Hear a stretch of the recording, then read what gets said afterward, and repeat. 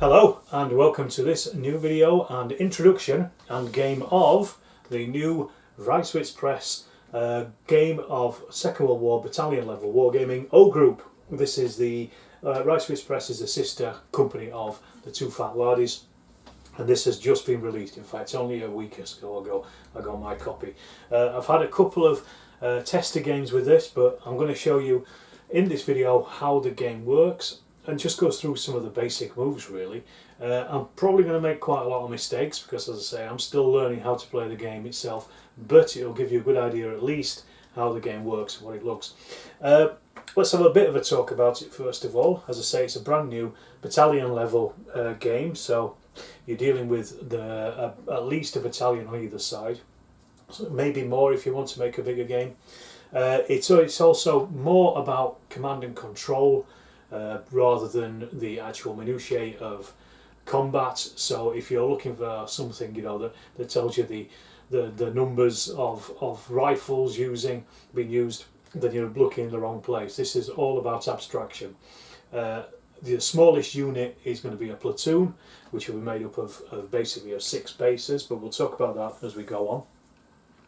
And also just the fact that it's meant to be played as a large level. So what we have here in this first scenario, this is the introductory scenario, this is the 7th Howards and the 8th Green Howards and the 7th Dragoon Guards attacking Christo in Normandy in 1944, coming up against head-to-head against the 12th SS Hitler-Jugend division. So basically the battalion of each of those. So what I'm going to do is I'm going to show you the table, and then I'm going to take you through some of the figures as well, show you what kind of figures we're using. This is all 15mm, by the way, just so you know. And then we'll crack on with the game, and as we go along I'll explain things, so it might be a bit slower to what my normal after action reports are, but in this one I kind of want to give a bit of an instructional video as well, just so you know what kind of game it is, if you're interested in buying it. Okay, well, let's have a look at the figures on the table, and we'll crack on from there. So we're looking here at the table. This is from the German defenders' point of view. So this is their back line here at the back here, with the British attack coming in down this axis, so down this road basically.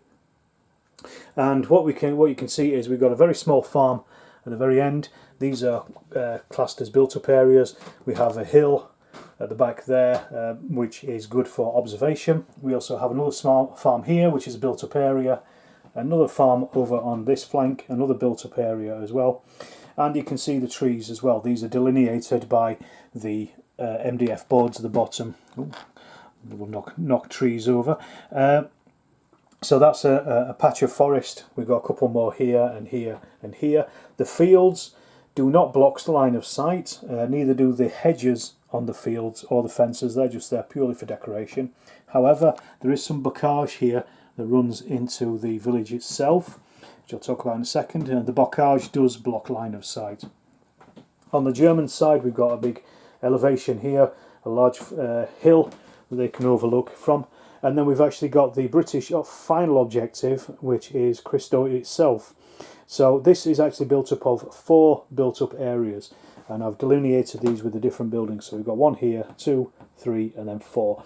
The British have to either destroy the Germans' morale, causing 3 foobar results, which we'll talk about as the game goes on, or capture 2 of these built-up areas out of the 4.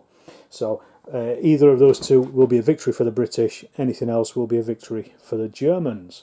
I do apologise, I said it was the 7th Green Howards or the 8th. It's actually the 6th Green Howards, the British here, battalion, supported by the 7th Dragoon Guards here. So what we've got is we have 3 companies, so Company A, Company B and Company C. These are made up each of 3 platoons, and each of these is made up of 3 sections. So each of these bases is a section. Doesn't matter what figures are on here. As I say, this is not a Lardies game, this is a different level, so we're not looking at individual men or even what they are. So this is just to make up, to show that these are sections. So each of these, as I say, is 3 sections, so 9 per company, and we have 3 of those in total. We also have these combat patrols, which I will talk about as we play the game anyway. On top of this, we also have a company commander for each of the companies. So these are these guys here. These are probably the closest you would get to, say, a big man or something in a typical Two Fat Lordies rules. They don't have the same powers because of the level of command, but they are there for the companies to operate off of. We also have our headquarters over here. You can see these have been drafted in from Malaya because I didn't have any other British commanders on a multiple base like this. I will do soon enough. But this is just really just to show where the HQ is. You don't have to show this at all, but I just wanted to put it on the table. But this is battalion headquarters. We also have supports for the battalion in the form of a medium machine gun Vickers with a carrier. So that's its transport. We also have a Piat, which doesn't have a carrier. And we also have as well our forward observation officer with his transport as well. So I gave him a jeep. The British have rigid reserves, so that means that they have to allocate these weapons, their support weapons, to a particular company before the start of the game. They can't change that unless they give a specific order throughout the game to do so. So I will do that before the game starts anyway, but this is just to show you what we've got. We've also got as well mortar support. This is the battalion mortars, and they also have 2 fire missions as well from the artillery over here, which again have been drafted in from Malaya for this particular game. So we have these. These are just to show, again, you don't have to put these on the table. These are just to show that they're there, and you can then remove those when the missions are used up.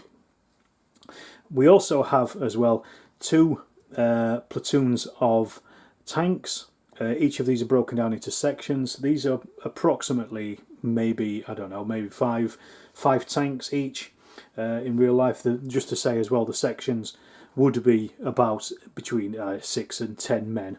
So you're looking at about 30 men in each of these. So this is your full platoon. Here we have about 5 tanks per individual model, and these are broken into 2 sections of 2 different platoons, and this is the Dragoon Guards. So each of these have got a Sherman, 75mm Sherman, along with a Firefly as well. So they've got some quite good firepower there. So that's the British force. As I say, what I will do is I will connect the supports to a particular company before the game starts. I just want to show you how they look here. And over here is the 12th SS Hitlerjugend division. So this is elements of this. So similar to the British, we have 3 companies, but you will also see here as well that we have Company C is actually only made up of 2 platoons. It's obviously already taken some damage. This is just from the lists of in the book itself. So it's already taken some damage, and it is down by a platoon, so that's the weakest. So that will probably be the last one to come on, I would think. They also have a forward observation officer with transport, so he's in a Kubelwagen. They also have their headquarters. He's over here. They have their artillery mission. They only have 1 because they're defending. They also have their mortars as well, battalion mortars. They have slightly different supports in that they have 2 machine guns here. They also have 2 Panzer Schrecks as well. They also have a 50mm anti-tank gun, Pak 38, and also a Pak 40 75mm gun. And you can see as well they have a big cat in the shape of a panther. Now the Germans have got flexible reserves, so they don't have to assign any of these reserve weapons to any of their particular companies, and they can join whenever they want. So wherever the issue is on the table, they can bring in their reserves there as they need them. So that's a slight difference between the 2. So that's the forces. What I'll do is I shall open hostilities. I shall show you how we go through the various stages of deploying, and then we will deploy, and we'll talk about that next. Okay, the very first thing that I've done is I've put the battalion headquarters and artillery supports just on the table, just so we know they're there. So as I say, these have no effect whatsoever in the game. You can't shoot at them, can't target them. These are literally as decoration, but also just to remind you when you use up an artillery mission, say for instance you take one off, or if you've used an order on a mortar, you can put them down by the mortar model. We also have our headquarters on here and here. As you can see, these have a dice with them. These are the headquarters commands dice. We start with the Germans as they're defending, start with 2. The British as they're attacking, they begin the game with 3. Now these are orders that you can bank and you can take through to the next turn, and you can use as actual orders as well, but they're also used for initiative. But again, we'll get to that when we get to it. And also to begin the game, we kind of give orders out. We don't have to write them down, but it's just a basic idea as to what your plan of attack is going to be. And in this case, we're using what's called a phase line attack, and the 2 phase lines for the British are going to be this farm here and the farm there, and then they're going to move in with flanking, obviously depending on what happens with the farms, to try to bring in their third platoon to come in, and then Hus try to take out the village itself. So basically they've got 2 phases of attack in this, a front line and then a second line. They can consolidate on these, which again we will talk about when we get to in the game, if they are able to capture them, and that is what their consolidation points are. The Germans don't have a plan because they are just defending, so they're going to be reacting to whatever the British are doing. Obviously when you're playing 2-player games, difficult as a solo player to know what because you know exactly what the opposition is going to do, but in this case this is what we're going to have to do. It's going to be pretty obvious because it's an introductory scenario anyway. So now we're getting onto the deployments, which is where you get your troops onto the table. But just before that, I'm going to mention that the battalions have different abilities and different ratings. They're either a first rate or a second rate battalion.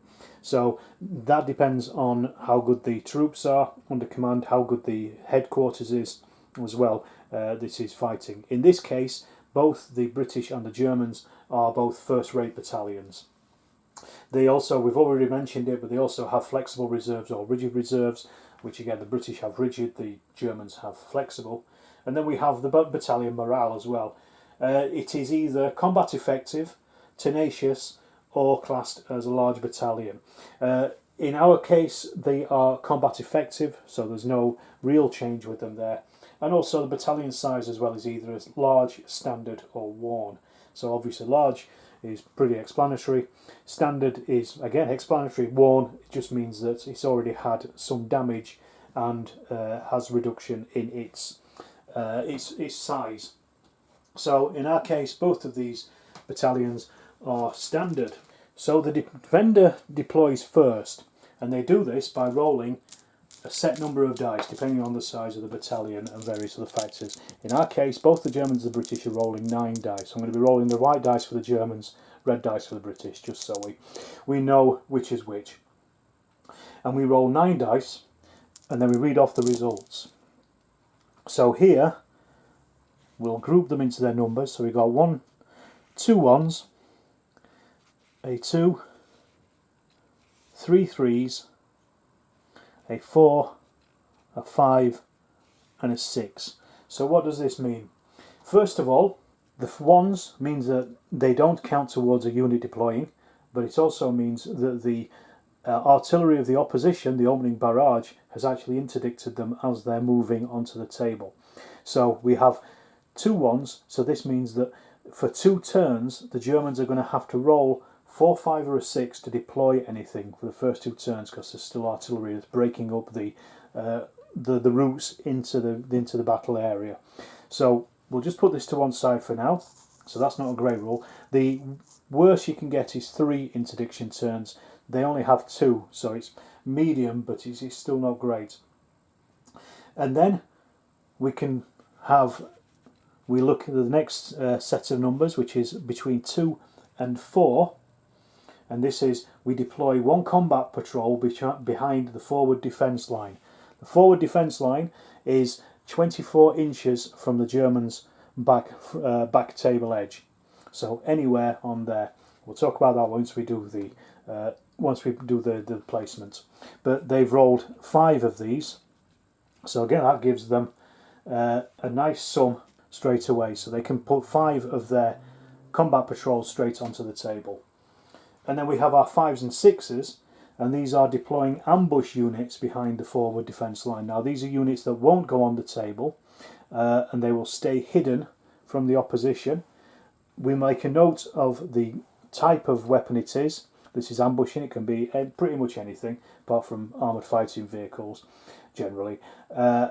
So this will most likely be the 2 anti-tank guns, and they will probably be put in the 2 farms or in some of the woods covering some of the larger open areas. But again, we'll get to that. So that is the Germans' deployment. Now the attacker does the same. As we said, the attacker then rolls theirs, and again we sort them out. So now we have 2 1s, there's no 2s there, 2 3s, a 4, 2 5s and 2 6s. So let's again just go through tell you what each of those means. So the 1s are from the attacker's barrage, and these are actually causing casualties on the defender. So they've got 2 attacks already against the defender. When you roll 2 dice, 2 1s, the defender removes 1 infantry platoon and also reduces HQ order by 1. So we can do that now. So that they've started with 2 HQ orders, so we drop that down to 1, and then we'll just work out, we'll randomise which platoon loses a casualty. So let's do that. If it's 1 or a 2, it's platoon A. If it's 3 or a 4, it's platoon B. And if it's 5 or a 6, it's platoon C. So we lost it on 4, which is platoon B. So that loses a complete platoon out of it. Sorry, company B. So that loses a complete platoon. So they're already down. Then we have our 2 to 4s. So we've got 3 and 4. So there's 3 of those. Now that is, they can deploy 1 combat patrol behind the start line. The start line for the attacker is 12 inches from their line of deployment. So quite far into the table. And then we also have 4 5s to 6s, which means they can deploy 1 on-table unit behind the start line. So these are not combat patrols, these are actual physical units that they can put on that start line if they want. So with this in mind and all these results, let's get deploying and I'll show you what I've done. So now I've got my initial deployment. Just one thing to say as well is each company commander will have an area of the field which they oversee. So to make it nice and easy, German company commander A has basically up to the road. This is his sector, and Germany company B has this sector up to the road. The British are pretty much the opposite. Company A's sector is this one over here, company B is over here. The first thing you do is deploy your company commanders. So here we have the Germans company commander A, he is over here, these are on table, and German company commander B is over here. The British company commander A is there in the little built up area of the farm, that's designated by that field. And then we also have company commander B over here. Obviously the rest are in reserve. The British have used their 4 on-table units to bring on a platoon on the left hand side heading towards this built up area of the farm here to try to take that. That's one of our first objectives. They've also brought on their forward observation officer. He's in the truck, in the jeep should I say, up on the hill, so he's elevated, so he's got a bit of a good line of sight over some of these areas. Then we also have another platoon here in the woods. We've got, as I say, our company commander there, and then we have another platoon here as well, and these are heading to try to capture and consolidate this farmhouse down here. The Germans, on the other hand, they don't have any on-table units apart from their company commanders, but they do have company commander combat patrol here, and a combat patrol here. They also have company B's combat patrol here and another one here, so they had 5 if you remember. The combat patrols are where other units that are already in reserve will deploy from. So these are used to move around to get people further forward so the units can jump off at a particular point. what else is there to say here? Oh yeah, the Germans also have the two ambush markers. They got 2 ambush points. So what they've done is they put one ambush here in this built-up area. It's a 50mm gun. They put another ambush here in the woods. That's a 75mm gun. So they're sitting there. They can be revealed any time by the German, as long as they can order them to do so. But they can also be sprung as well as an ambush if they are moved into by enemy troops or even the combat patrol itself. So you can use the combat patrol to not only deploy troops onto the table, but they can also be used to scout out areas as well of potential ambushes. So they're very useful. You can also use them as well to bluff the enemy as to where your intentions are when you're moving them forward, and jump from a different point. So it's almost like the patrol phase really of Chain of Command, but actually as part of the game rather than just the start of the game itself. So that's the setup. This is how we're going to start this game. So already you can see it's quite different to a lot of Second World War battalion level games where you basically start at a back line and just walk forward. You've got all these different elements straight away showing you what is going to happen in the coming battle. Okay, so the game turn starts now, and what happens is first of all you roll your command dice, or your orders dice, should I say. It's not Chain of Command. We roll the orders dice, and then this tells us exactly how many orders we have for the turn. Because both of these are first rate and are at their normal combat strength, they're both rolling 9 dice. This can change as things get worse. Dice can be removed as more and more units get lost in the battle. But right now we're rolling 9 to start with. Both sides roll their command dice first of all, their orders dice first of all, and then we do the initiative. So you already know how many orders you have potentially before the initiative is rolled for. So we'll start with the Germans, see what they get. So we have in there, we pull out the 6s, and we would pull out the 1s as well, but there are no 1s. So we have between 2 and 5, we have 1, 2, 3, 4, 5, 6, 7. So that gives us 7 order tokens. So we've got 1, 2, 3, 4, 5, 6 and 7. Now these are placed next to units when they're given an order on the table, and what I'll do is I'll put these next to the headquarters itself so we know how many they've got. We've also got 2 6s. The 2 6s give a headquarters order. So if you remember, the Germans, because they were interdicted by the Allies' bombardment beforehand, they were reduced, or their headquarters down to 1 from 2. So they now gain up to 2. These also count as orders as well that can be used any time in the turn. However, these also are used for initiative, so the fewer you have of these, the less likely you are to win the initiative for that turn. So you use these at your peril, but they're also there as a backup. So that's the Germans roll. We then do exactly the same for the British, again with the 9 dice. So let's see what we've got. Well, the British have got no HQ orders, but they also have got no 1s as well. So they have just got 9 normal orders. So let's just make sure we've got all of those. So there's 8 there, 9 in total. So they get their 9 orders. 1, 2, 3, 4, 5, 6, 7, 8 and 9. So now we know how many orders both sides have. We then roll initiative, and initiative is rolled on 2d6, and you add the amount of HQ orders that you have banked for this turn. So in this case the Germans are adding 3, the British are also adding 3, so I'm going to roll these together. So the Germans are in white, the British are in red, and whoever gets the highest gets to choose if they want to go first or not. So the British have got a 4 and the Germans have got a 4. If there is a tie-off, the Germans always win. So they get to choose whether they want to go first or not. If they choose and they want to go first, they will get an extra order, just to show that they've even got even more initiative. However, because the game has only just started, the Germans are quite happy at this point just to sit and wait. So they're going to pass the initiative to the British. They get to move first. but the British don't get any further order tokens for that because it's been passed to them. So our first order for the British is to use an order to get this platoon to move and garrison this built up area if they can.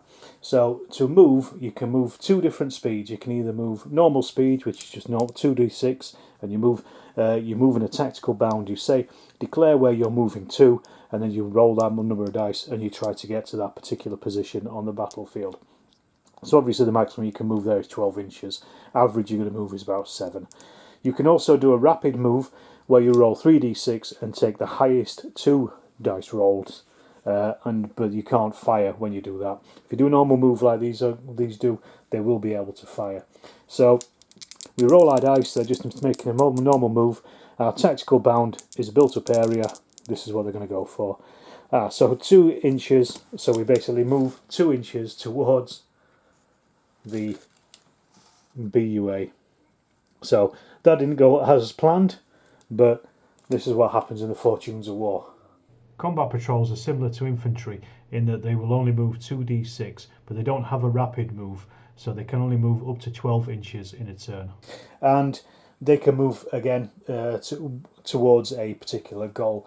This is where units will deploy from, so I want to get these combat patrols fairly far forward so I can start putting units out, covering ground now before we get to them. And anything can come onto these pretty much, apart from armoured fighting vehicles, as long as they've got a connection to them by a road. But we do the same again, we give them an order. So I'm going to give this one an order, and this will move forward 6 inches this time, so this just goes forward there, to that point, into that field, starts moving forward. And I'm going to do the same again, so I've got another order here, so I'm going to give this one to this combat patrol and do the same again. This one is now moved 8 inches, so this is on the other side of the woodland there. So that's we've done at the moment. What I'm going to do is I'm not going to show you every single move that I make. I will make the moves and then talk about them at the end of the turn, because it's going to be very boring just watching me rolling dice and moving things. But that's just to give you a basic idea as to how movement works. It's very simple, very easy. So we've finished the British offensive phase, and as you can see here, what's happened is I put out the orders. We'll clear these away in a second, just so we know as we move on to the defensive phase. But I've also got 3 leftover orders here for the British, which can be used in the Germans' defensive phase, because they, if you remember, they didn't take the initiative, the British did, so the British were the offensive, the Germans were the defensive. So now in the German phase, the Germans can do any orders they want. They place down an order, they activate a unit, and then the British can react to it with their 3 orders. Don't forget as well, we've also got the HQ orders, which they can spend. The British have got 3 at the moment, but these also help with initiative in the next turn. So we're going to move over onto the Germans' defensive turn and see what happens from there. So in the Germans' first defensive phase, they're going to spend an order to deploy a platoon onto this combat patrol here. So we remove the combat patrol and we put down a platoon. One section has to at least be where the patrol was, and the rest can be within 1 or 2 inches of that, so they retain their unit's integrity. The combat patrol goes back into reserves. It can be used again and brought out later on, but you can only have 3 under each company commander at any one time on the table, so this could be brought back onto the table if they want. What the Germans have also done is used in their reserves, they've attached a medium machine gun, the MG34 or 42, it'll be 42 at this time, and that is attached to this platoon here. So these are now in this barn, and what they're going to do is they are going to fire at the British as they're advancing across the open there. So we get our first part of firing. So the Germans have popped up in the built-up area of the farm here with their medium machine gun, and they're shooting at the British platoon that is opposite them. So we can either fire with the rifles, but because they've got their attached MMG, we're firing with that instead. that rolls 66. That's its basic fire, but because it's an MMG, it can re-roll up to the amount of attached sections, so it could get 3 re-rolls, whereas if they were just firing as rifles, they would just roll their 66, because you would roll 2d6 per section. But the MMG has that sustained fire, not sustained fire, but it has heavy fire, so it can re-roll those any misses. However, we also have modifiers. These are not at close range. I've just measured it and they're not at close range. If they did, they would get an extra d6. They have moved, because deploying counts as a move. So that means they take 2 off their total dice. They have no shock. They're not green infantry. And the British are not obscured. We would have to roll a dice. If they were in cover, we'd have to roll a spotting dice to see if we actually see them. We'll do that at some point in the future, I'm fairly sure. They are not in buildings or trenches, either the target modifier, or the targets, and they're not in a bunker either. And as I say, we don't have to roll the spotting dice. Sometimes if they're in cover, if they were firing for instance at this unit over here, they would roll an extra dice, and the result of that would tell you if they were spotted or not. And we'll go through that when that happens. So we simply roll 4d6, 4 or above for hits. So we've missed on every single one of those, so we've got 2 1s and 2 3s. But as I said, because it's an attached mini machine gun, they get to re-roll as many sections as it's attached to. So they are attached with 3 sections, so we re-roll 3 shots. So let's see, so that is 2 more misses, but 1 hit. So for the 1 hit, we then have to roll for shock on the morale. So we're basically rolling morale rather than kills this time round. And these will save on a roll of a 4 or above because they are regular. Worse troops will save on a worse roll, better troops will save on a better roll. If they're obscured and in cover, then they also will save on a better roll as well. So we just need a 4, 5 or a 6 for the British here to fire back. A 1, they failed, sorry, not to fire back, to pass their morale. A 1 is a fail, so that means they take 1 shock. 1 shock does nothing, 2 shocks makes them hesitant, and 3 shock makes them suppressed. Anything more than 3 shock, they will start taking hits, kills in action on their sections. So that's the basics of firing, really. It's pretty simple. And as I said, the Germans have activated this unit. They've given them an action. They've done something. This British unit can now react to that using some of their leftover orders from their previous turn. So this is why it's always worthwhile holding back a few orders just in case. And they're going to fire back. They are firing at the Germans again. So we're using 2d6 per section to start with. So we've got 2, 4, 6 dice in total. However, they did move during their turn, so they removed 2 dice. And we also have the other modifiers. They're not at close range. However, they are now shocked, so they take another 1 off their dice. And they are firing at Germans in buildings and in trenches, so that's another 2 off their dice. So they're only rolling 1 now. And the Germans are obscured because they're actually in the built-up area, so we have to roll the spotting dice. So we roll these together. The spotting dice will spot the Germans on a roll of a 4 or above. Anything below that gives the Germans an increased chance of surviving their morale test. So we're looking for hits on the white dice and spotting on the red dice. So let's just roll them. So let's see. A 5 means that they have spotted the Germans, so it wouldn't affect them on their morale roll. However, the 3 means that they've actually missed from their firing. So completely desultory firing there from the British. But that's because they're shocked and they've moved. Over on this side of the table, the Germans are obviously seeing the British advancing here. They want to do something about it, so they're going to push forward this combat patrol, hopefully to the edge of this wood. This is what they're trying to do. And then they will deploy onto this and then start firing at the British platoon that comes in from over there. So they're going to be moving a little bit just so they can get around. I wanted them to get into the built-up area of the farm here, but combat patrols can't move within 8 inches of an enemy unit, and the built-up area is now within 8 inches of those British over there, so they wouldn't be able to get in to deploy in there. Unfortunately, they lost a chance of that. So what we do is roll our movement dice. Let's say combat patrol, I got it wrong earlier, combat patrols only move 2d6. So we just roll those, 4 inches. That's more than enough to get them to the edge of that wood. So I'm going to put them here on the edge of the wood. They will then deploy. And as we said before, one section has to be where the combat patrol was, and the other ones then line up with it. So they're in there on this edge of this wood. So they are now obscured because they are within an inch of the edge of the wood. So they can be seen, but they are actually obscured. So then we put down another order there for the Germans in this turn. And then these again are going to fire at the British in the open over there.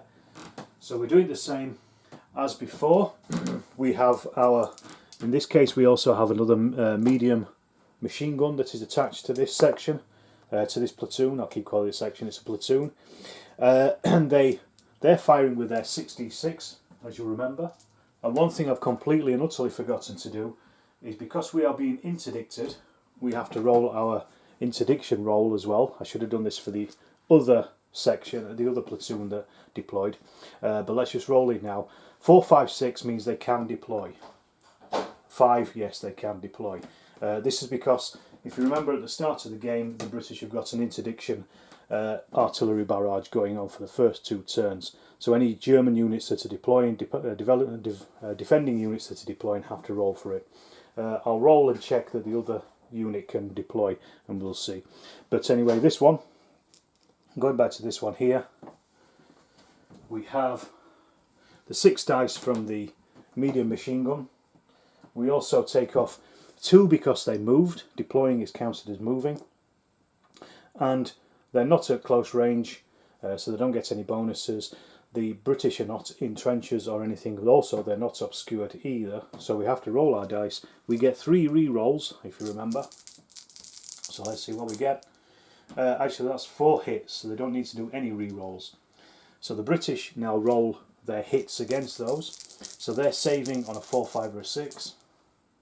So we've got 2 saves and 2 shock. So I'm using these shock markers to show how much shock they have. They have 2 there. So you have a few different states of being basically with the morale. So you have you're either steady, and that means you've got no shock or 1 shock. You're hesitant with 2 shock, which these are, or you're suppressed.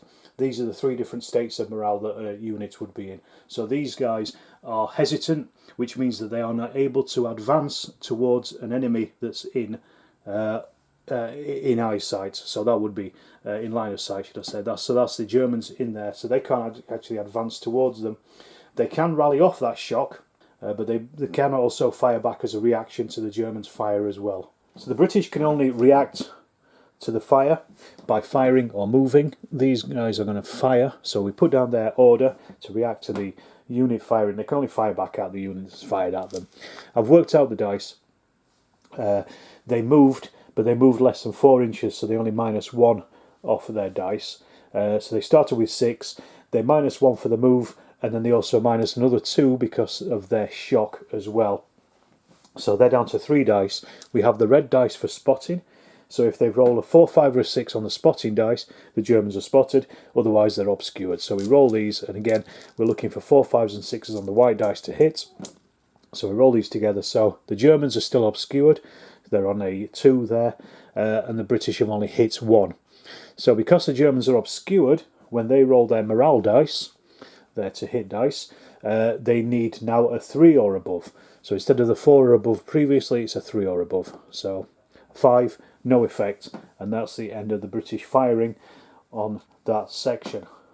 Sorry, not section, on that platoon. Over here the Germans have deployed this platoon here at the edge of this wood, and they're actually firing at the Company B combat patrol that is coming in. So they're going to try to get rid of it. If it takes any shock from firing, it will be removed off the table because it doesn't hold shock.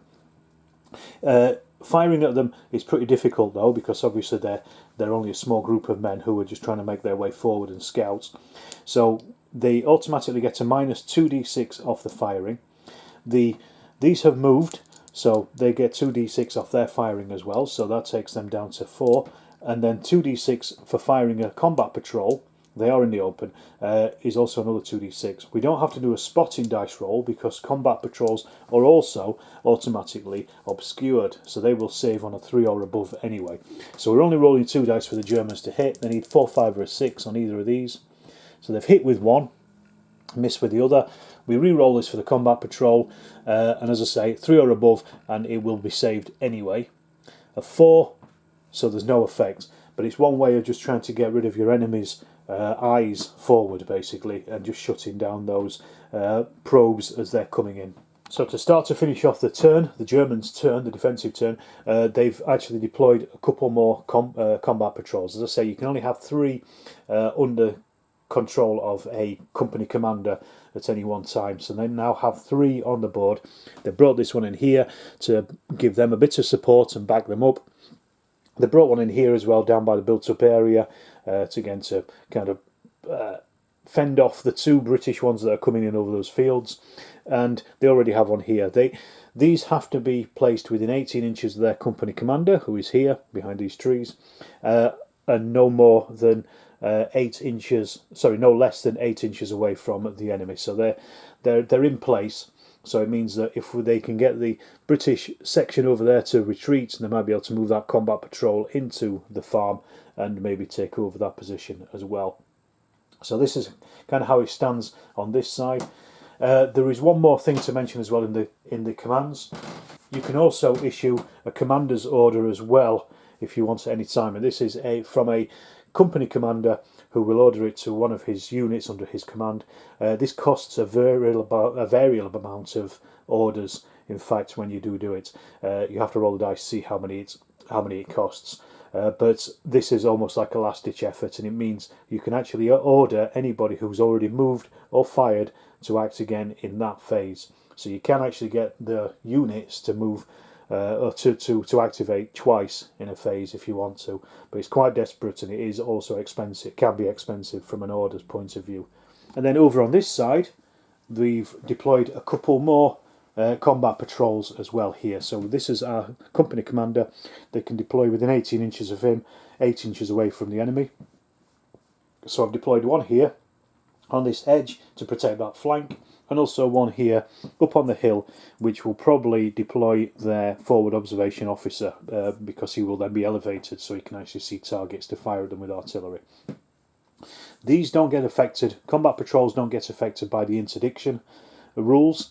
So I've got these 2 dice here to show that the Germans are being interdicted. This is the end of their turn. They've run out of orders now. The British can't react to these because these are not firing or moving, and they can only react to firing or moving units. So I'll remove this dice to know that we are now down to 1 interdiction for the next turn as well. So any Germans that are deploying onto the combat patrols will have to roll those dice. I forgot it the first time round, but we'll do it again. And then what we do now is we go around. This is the administration, so we basically sweep up all the order points. Anything that hasn't been used this turn is now lost, and that's the end of turn 1. Okay, so turn 1 may seem a little bit long. That's just because I've been explaining things as we go along. What I'm going to do from here on in, if anything new comes up that we want to do, then I will explain it and show you how it works. Otherwise, most of the things like moving and firing and things, well, I'll do the firing on camera, but things like moving and giving out orders, I'll do off camera and then just give you an update just to move things along. Otherwise, this could be a very long video. So we're now starting on turn 2 of 16. I did forget to mention that this scenario is 16 turns long. The British have to complete their task by turn 16. So they're on to turn 2 now. We do the same again. We start with the dice rolls. So if you remember, this is a German one, so they're in white. So we've got 2 1s. So 2 1s on their own do nothing. If they had a third one, they would get a hesitant company. They don't, thankfully, so they only have 2 1s. A 6 will give them that extra HQ. So they're already on 3, so that turns them up to 4. So we can get rid of that. And then they have 2, 4, 6 orders for this turn. So there we go, 6 orders. So that's the Germans. So I'll put them next to their HQ so we know. And then we do exactly the same again for the British. Let's see what we get. So for the British we have 1 6, so that gives them another HQ order, so that takes them up to 4. But then they have no ones, so they've got quite a few orders here. So we've got 2, 4, 6, 8 orders for the British here. So let's just count those out. We've got 1, 2, 3, 4, 5, 6, 7, and 8. And then we get that extra HQ order. So I'll just mark that in so I remember. So that goes from 3 to 4. And then we have to roll for the initiative. And they're both adding their HQ orders. They're both the same. It's 4 against 4, so it's whoever's going to roll the highest. Germans in white again. So let's see, the Germans have got 9, the British have got 5. In this case, do the Germans want to get the jump on the British, or do they want the British to do what they want to do and then the Germans react to it? A bit of a tough one, this one. Because we've got some stuff already on the table, it might be worth the Germans just being a bit reactive to this, and I think the Germans are going to take that, they're going to take the initiative. So for that, they're going to use an order. They get an extra order, should I say, sorry, because they've chosen to take the initiative. So they've ended up with, I'm going to say 1, 2, 3, 4, 5, 6, 7 orders for this turn. So first German order is going to be try to bring out their forward observation officer onto this combat patrol here. So they need 4, 5 or a 6 to do so, because they're still under interdiction for this turn. So let's have a look. Through a 2, no they don't, they fail it.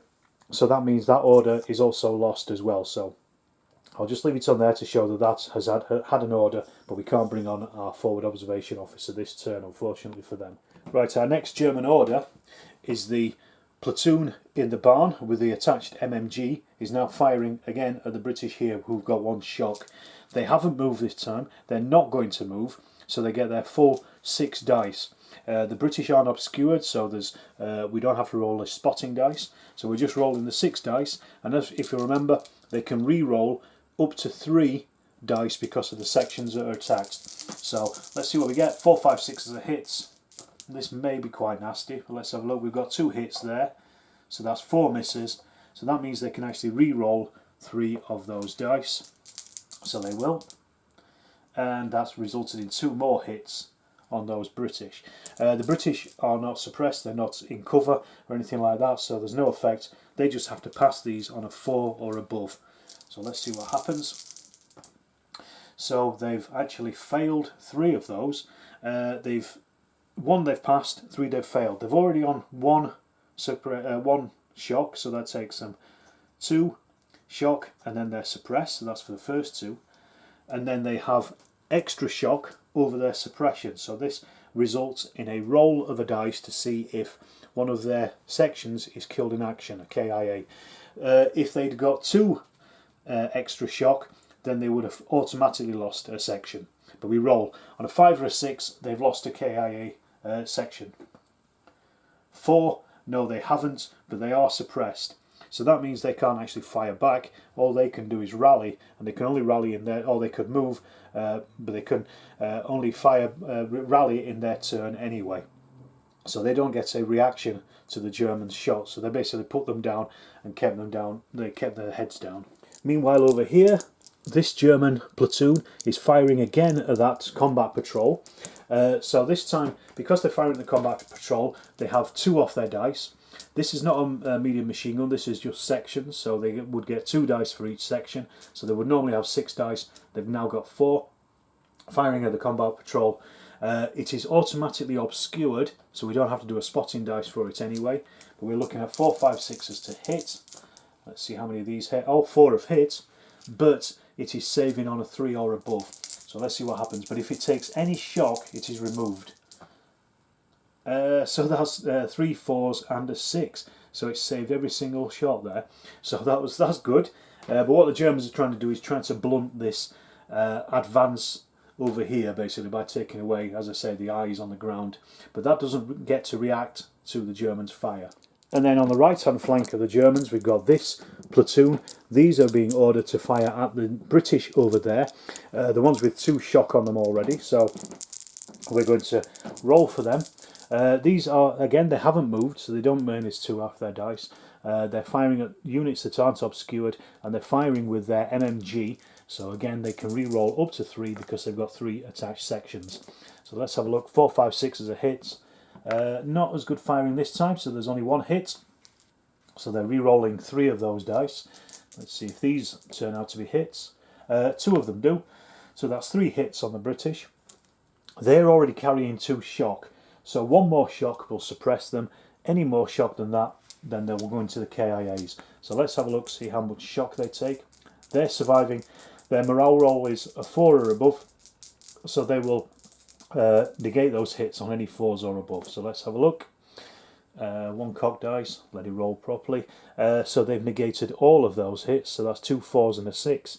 So there's no further effect on the British there. They could fire back, but at the state they're in, they're going to be taking 2 dice off because they've already got 2 shock. They're firing at troops that are obscured. So what they might do is it'll probably rally in their own turn rather than react to the Germans now. I've had to think about it actually, and the British are going to return fire. They're going to use one of their orders to react to fire to the Germans. So the Germans are obscured, so they're going to have to be, well, they're in cover, should I say, so they're going to have to roll a spotting dice, so that's a red dice. They're only rolling 4 dice because they've got 2 off for their shock. So we're looking at, we need a 4, 5 or a 6 on the spotting dice, and then 4, 5, 6s for hits on the rest. So 5, they've spotted the Germans, so that is 3 hits in total. So the Germans don't get that bonus for being obscured. So they're only saving on 4, 5 or 6 rather than 3, 4, 5. Let's see what happens. They've saved 2 of them, so they've received 1 shock. Right, our British attack over here is getting a little bit bogged down. There's a lot of Germans. So what I wanted to do is to put down some smoke somewhere in front of this farm so that these guys can then try to rally from being suppressed. And also we can bring up some armour support as well to try and shift them out of the farm. Artillery, mortars and artillery have to be done at the start of your turn. So this is the start of their turn. The first shot from battalion mortars can be used all the time throughout the game unless they're short on ammunition, which then costs them an order to replenish. However, that only happens if they roll 4 or less on their targeting dice, which we'll do in a minute. But because it's a new target, it costs 2 orders. If you're firing at the same target as a previous one, it will cost 1 order. Anybody can spot for the battalion mortars, so a company commander can. So he's over here, he's spotting into here, and we're wanting to lay a 6-inch by 2-inch smoke screen across here. This can't be fired through, spotted through, or anything, so it basically just blocks line of sight and blocks line of fire. So this is the idea. I want to get these guys out of suppression, probably into some kind of cover, and as I say, also bring up some armour support as well. So we simply just roll 2d6 for this, and then we check how accurate it is. So on a 3 or less, the smoke has got no effect, doesn't even fall. On a 4 to a 6, the smoke screen lands on target, but only lasts until the end of this turn, this combat phase. On a 7 or more, it lands on target and then lasts for 2 combat phases. So not only this one, but also the next one in the next turn as well. So let's have a look at what happens. We have got an 8. So it actually falls and lasts for 2 full turns, or 2 full phases, should I say. As I say, it's a 6-inch by 2-inch blocking device. So I'm just going to put a dice down here, so we've got 2, so we know. I'll roll that down when we get to the next one. So that means the Germans now have got no line of sight out of here in front of these British. So now I'm going to start doing other things with the units that we've got here. So my next order now, after we've dropped that smoke, is to rally these guys here. They've got 2 choices with rallying. They can either, it only costs them 1 order, they can either roll just 1 dice and then still fire or move, or they can try to rally 3 and not move or fire, but they can withdraw up to 6 inches. So I'm going to go for 3 because they're suppressed and they need to get this down. They just need to roll over their morale roll. Their morale roll, because they're regulars, is a 4 or above. If they don't pass any of these, then they will automatically retreat. But we'll get to that, cross that bridge when it happens. So let's see. So 6 and 2 1s. It was close. So they've actually just taken them down to 2. So they've still got this smoke in front of them. so they know that they can at least attempt to rally again next turn, and it might only be a 1 dice, and then at least they can fire. But they've managed to bring it down. I was hoping to get it down to 0 and get our suppression off them. But we could also use a company commander's order as well to actually try to rally them again. And I may do that, but first of all, I'm going to bring on my armour reserves. So this now costs another order. These, because they're armour, they can only deploy from the edge of the table unless they have a road leading to a combat patrol, and that's how they can come on there. But we're bringing on one section of the Dragoon Guards, and they're going to be moving. Because the deployment is the start of their turn, they can actually move as well. So we're rolling 2d6 plus 2 because they're average tanks. Alternatively, I could roll 3d6 and do a rapid move and choose the 2 higher rolls to get them even further forward. But I think with that plus 2 already, no, they're not going to be firing, because they're not going to be firing at the... If they do a rapid move, they don't fire. If they do a normal move, they may be able to fire. So I'm going to do a rapid move for them to try to get them as far up as possible so we can start reducing those Germans in the farm. So let's have a look. We roll the 3 dice, take the highest 2, so that's a 9. So these will turn up. I'll just put the order marker there so I know where they are. And we have a Sherman and a Firefly. These have come in here. As I say, at the moment they can't actually fire at the Germans in the farm over there. They can't fire anyway because they did the rapid move, so that's them done. Okay, as we're getting a bit bogged down here, as I said, I've decided I'm going to give the company commander order. He is going to order this unit here, this platoon, to try to rally again. So we're going to do the same thing. So we are he's automatically 1 order anyway, so that's his order that's gone down. Then we also have some extra, we might have some extra orders. We roll the dice. We're a first-rate battalion, so we see what we get. A 3 on a first-rate battalion means it's an extra 2 orders out of their bank. So they could they could have taken them out of the HQ, but they're not. They're going to put them down here. So that's actually ended up costing 3 orders. But these are going to try to rally all 3. So they've still got 2 of their shock on there. They want to get that off if they can. So let's have a look. A 4 and a 5 and a 2. The 2 has failed, but the 4 and the 5 has passed, so they are no longer shocked or even suppressed. So that's worked, but it's cost quite a lot in orders just to get them back into fighting fit situation. Alright, the British, because they use so many orders just to rally those units, they're using their final and last order for this turn to fire at the Germans there in the woods. I do apologise, I'd forgotten to take off the previous Germans' turns orders. I've removed them now, so these are already reset. They can return fire if they want. First ones, the British are firing at the Germans in the woods. The Germans are obscured, they're in cover, so we're rolling the spotting dice, and we're rolling 6 full dice because there's no other issues here. So we've got to see if they're spotted. On the white dice, a 1, they are not spotted, but they have hit. They've landed 5 hits on that German platoon. The Germans are now, their morale is now 3 or above. So let's see what happens. And they've passed all of them, so all 5. So no effect on the firing. The Germans, they still have a couple of orders left over from their turn, you may remember. So they're going to spend another order here to fire back at those British as a reaction shot. So same again, they're rolling 6 dice. There's no attached machine gun to these guys, so they're going to be rolling those dice, and let's just see what they get. So 4 is they've spotted the British this time, but they've only landed 3 hits on them, so 3 misses, 3 hits. The British are defending on 4, 5, 6s, their morale. So let's see, so that's 3 5s, so they have also survived unscathed. Well, let's just have a quick look at where we're at the end of the second turn, just to see how the battle is progressing. At the moment, the impetus of the British attack seems to be over here, really, largely because they're using up a lot of their orders. So they went through all their orders, we dropped the smoke from the mortars, we rallied these chaps here, even the company commander got in on the action with them and rallied them there as well. Then they also did some firing at the Germans over there. The Germans in the farm were unable to fire because their line of sight is blocked.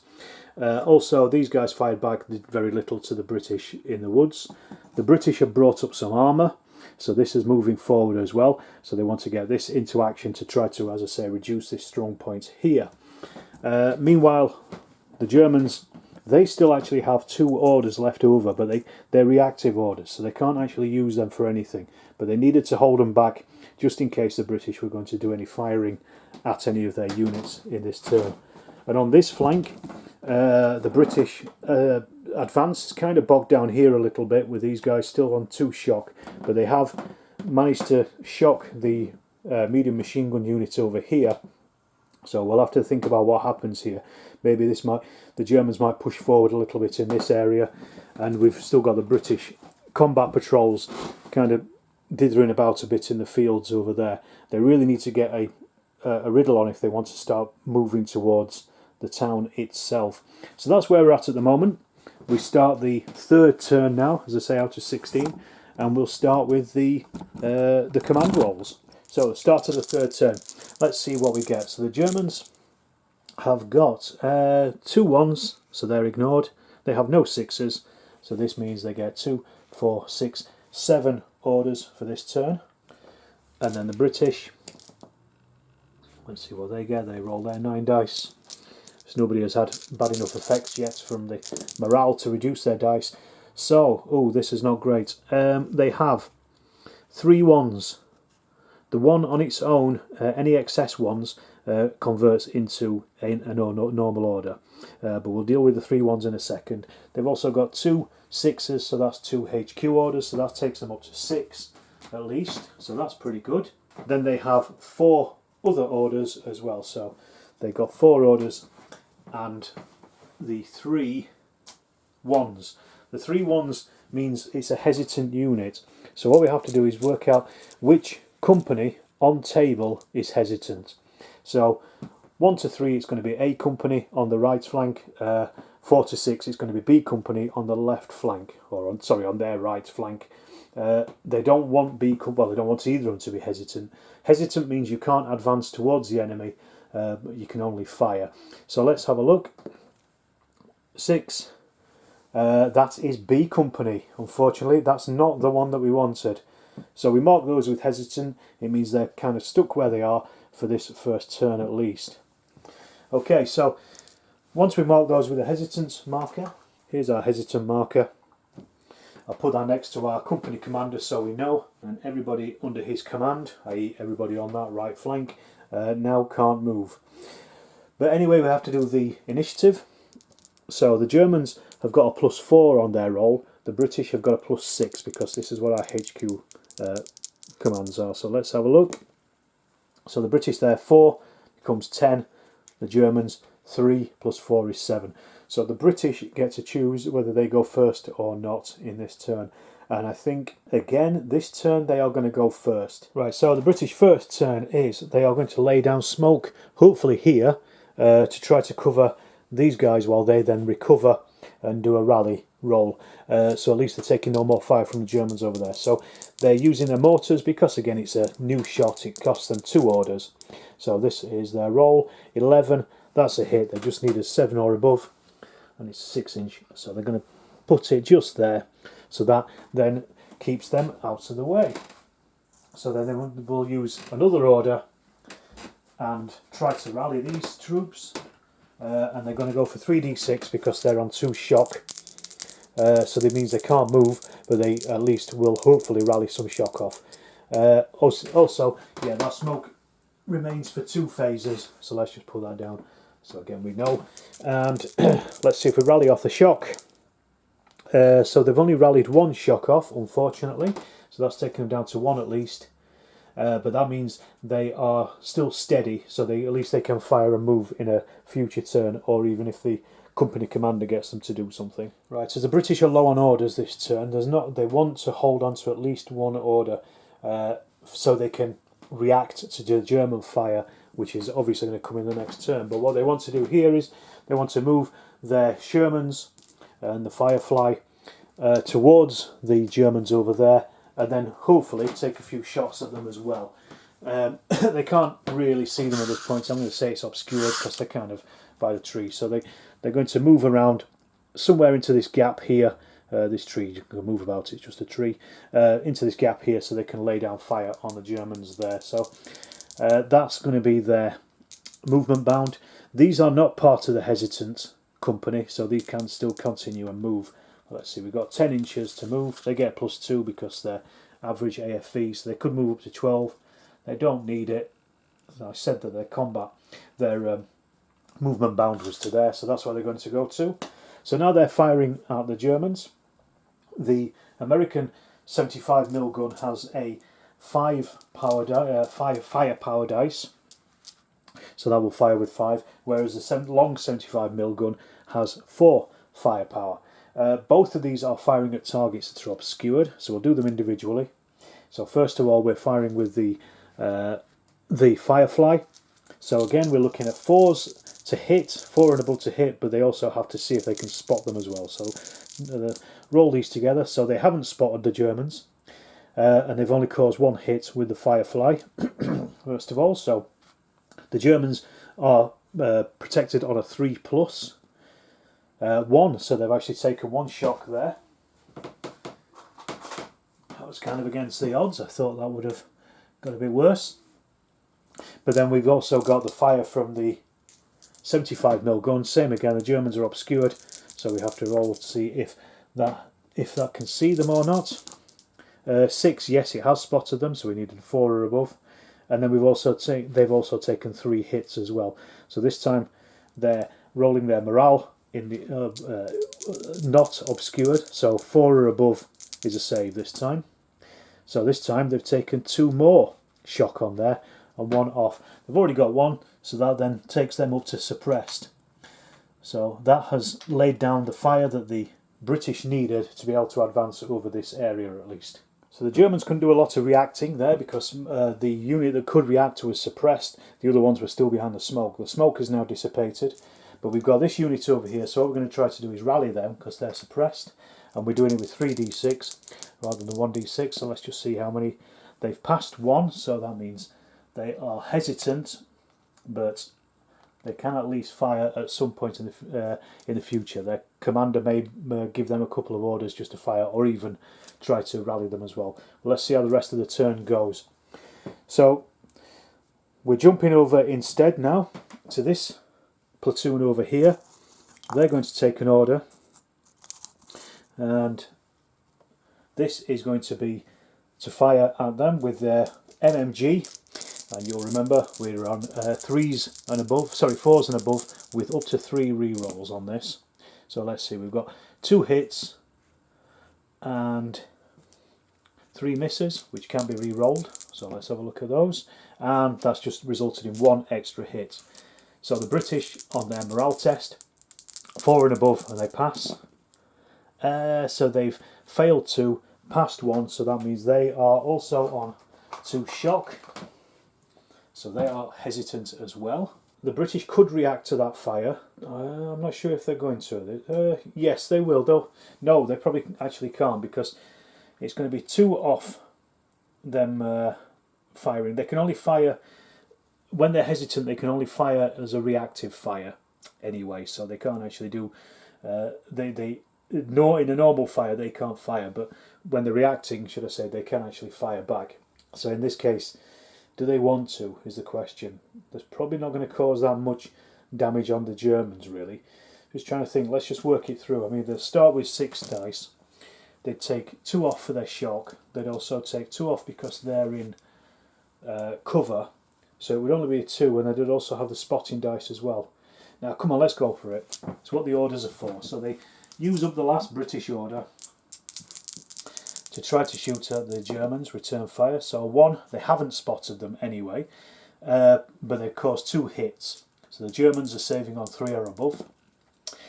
So they've saved 1, but they've actually taken 1 shock. So despite me saying all that, it's not too bad. Right, we've got our first bit of anti-tank firing. The German 50mm gun has come out of its ambush position. If you remember, it was in this farm. So this is an order. It's basically, you fire it and it appears on the table. So they put it onto the table here. And it's firing at the side of the the Firefly. It's behind that front line, so it's hitting it in the flank. This has a firepower of 5. The Firefly on its side armour has a armour protection of 5, but we'll get to that in a second. First of all, we've got to hit it. We roll 2d6. This has moved because it moved in their turn, so that applies a -1 modifier straight away.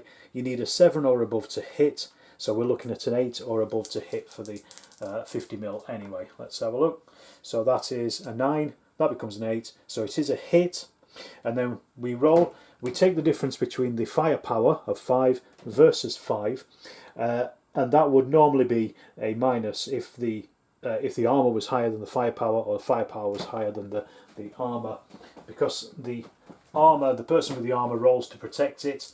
So if the firepower was higher, it would be a minus. If the armour was higher, it would be a plus. However, as these are the same, we just literally roll on the to hit target. It's in the open, so it's not obscured, so we just roll our dice and see what the results are. So we have a 8, which is spotted. It gives them 1 shock. Just to say there that the shock operates exactly the same as it does on infantry, reduces their ability to fight and to fire, but they can become damaged, which is basically the same as suppressed, but damage kind of stays on the tank. Next up, we have this German unit in the woods. They're just going to try to rally because they can't fire at anything anyway, so let's just see what happens. 4s are rallies, so that's 2. They have 1 shock, so they've rallied off that shock completely. So over on this flank, the Germans have pushed forward this combat patrol up here to try to outflank the British, possibly with another platoon over there. They've also pushed forward their combat patrol over here. Now this one is connected to a road, so they could potentially bring an armoured fighting vehicle out onto that one, so that might be something they're thinking about doing. And then finally, with their last order, they've deployed their forward observer officer here up on this elevated piece of ground, so he can see things. So that's the end of the turn. We then clear up all of our orders, and then we start on the next turn. Okay, thanks for watching so far. I'm going to end part 1 here, simply because this is obviously quite a long video. As the game goes on, it's going to get faster because I'm going to need to explain rules less and less as we go along. But I'm going to be back in part 2, at least for this video, to continue this attack on Christo. So please stay tuned and look out for the next part of this series of the full playthrough of O Group.